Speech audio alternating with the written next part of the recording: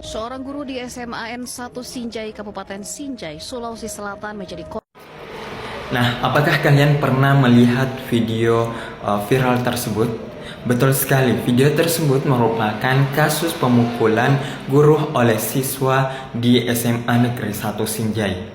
Dalam perspektif situasional theory of the public, kasus ini memperlihatkan bagaimana publik bergerak dari sekedar mengetahui sebuah isu menjadi kelompok yang aktif menyuarakan sikap dan menuntut tindakan.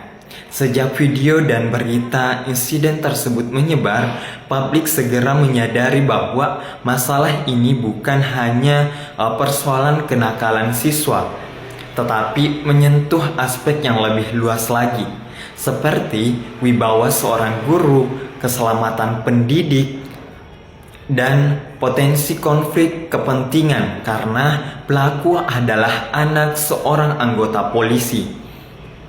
Nah, kesadaran publik yang tinggi muncul karena informasi mengenai insiden ini cepat menyebar melalui media sosial dan pemberitaan, membuat masyarakat ikut memahami latar belakangnya seorang siswa tersebut.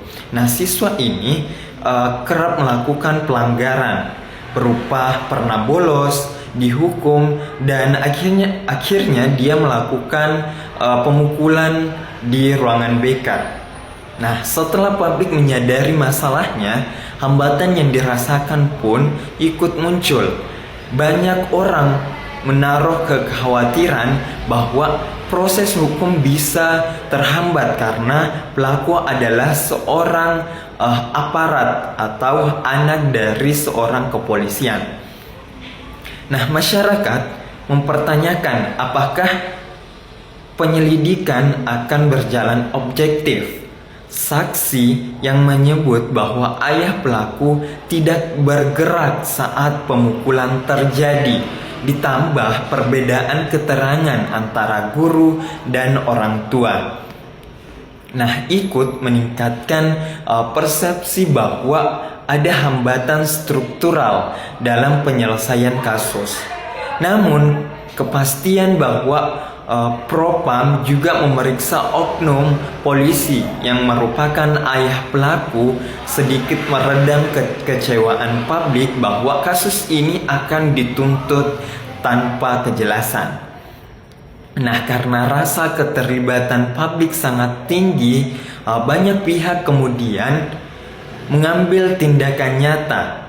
Sekolah memiliki langkah tegas dengan mengeluarkan siswa tersebut demi menjaga wibawa lembaga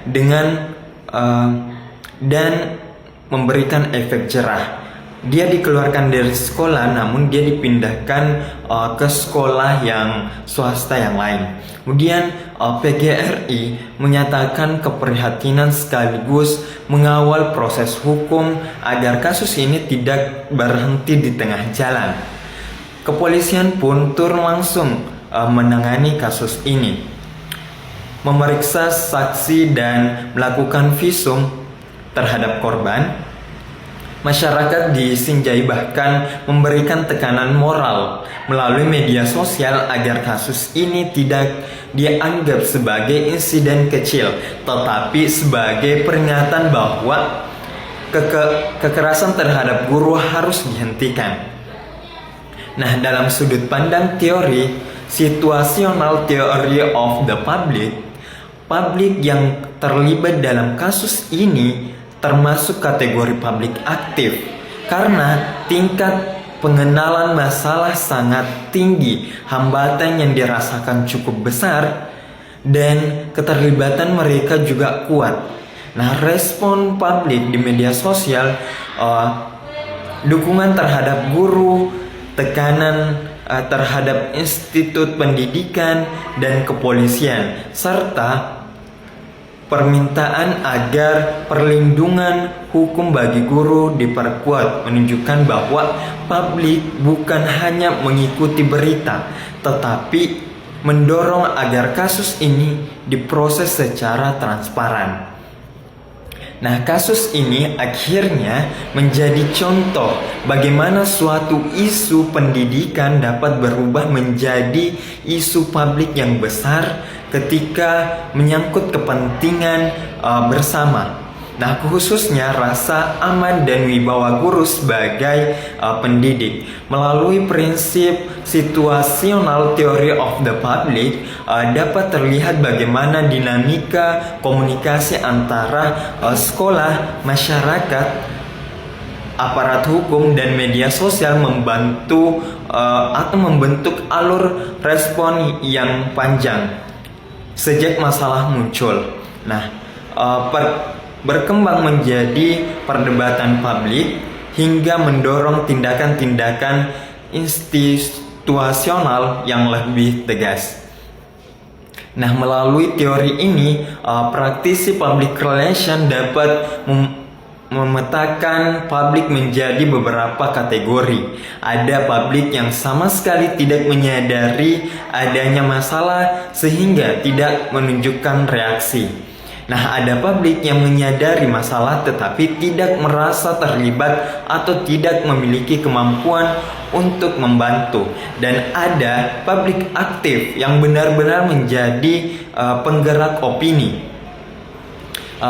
penyebaran informasi, bahkan memberikan tekanan agar organisasi segera bertindak. Kelompok yang terakhir ini sering sekali menjadi target utama dalam menjamin kasus karena mereka paling berpengaruh dalam membentuk opini publik.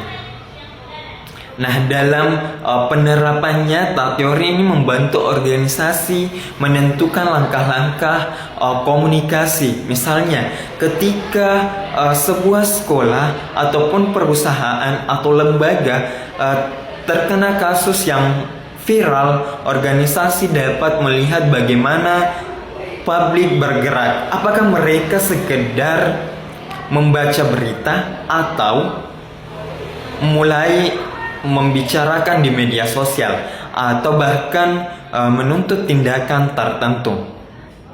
Ketika publik sudah berada pada tingkat keterlibatan yang tinggi, organisasi harus merespon dengan strategi public relation yang bersifat terbuka, komunikatif, dan solutif. Dengan begitu, kasus dapat dikelola sebelum berkembang menjadi krisis yang lebih besar.